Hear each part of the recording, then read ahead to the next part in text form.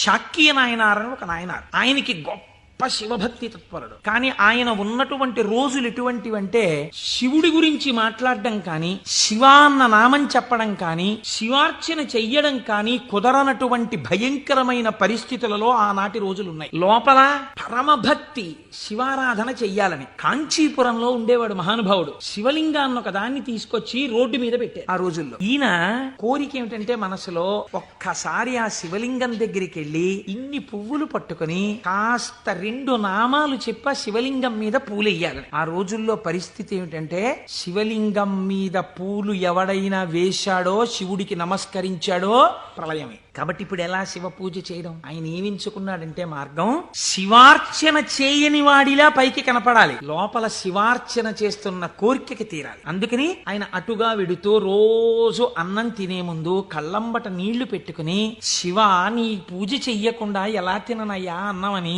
ఆ రోడ్డు మీద ఉన్న శివలింగం దగ్గరికి వెళ్ళి, శివుడివా నువ్వు శివుడివా అనో రాయి తీయడం.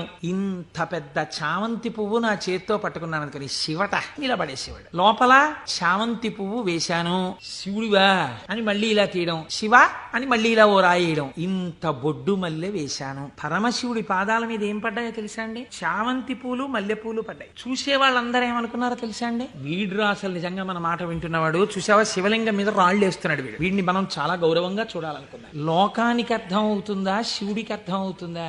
శివుడికి అర్థం అవుతుంది. ఇది శాక్యనాయనార్ జీవితం. ఇంతే ఆయన పూజ. ఇది ఆర్తిలోంచి వచ్చిన పూజ.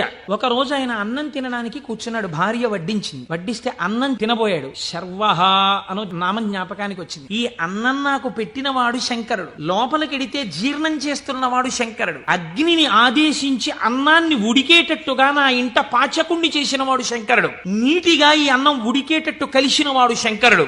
నేను శంకరుణ్ణి, నేను పశువు తిన్నట్టు ఈ అన్నం తినడానికి వచ్చాను. ఇవాళ శివలింగం మీద 4 పువ్వులు వేయడం మర్చిపోయానని అన్నపు పళ్ళెం దగ్గర లేచి భార్యకి చెప్పకుండా పరుగున శివలింగం దగ్గరికి వెళ్ళాడు. పూజ చేయకూడదు. పరిస్థితులు ఎలా ఉన్నాయి? నిలబడి 4 రాళ్లు తీసి శివుడివా అని మళ్ళీ వేశాడు. వేస్తూ ఇంతకన్నా చెయ్యలేకపోతున్నానయా అని కన్నుల నీరు కార్చాడు. వెంటనే ఈశ్వరుడు ఆయనకి నటరాజమూర్తిగా సాక్షాత్కరించి తనలోకి కలిపేసుకున్నాడు.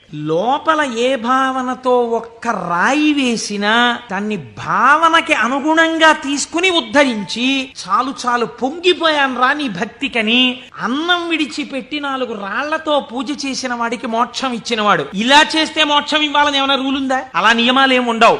ఈశ్వరుడి స్వతంత్రత, ఆయన ఇయ్యగలడు.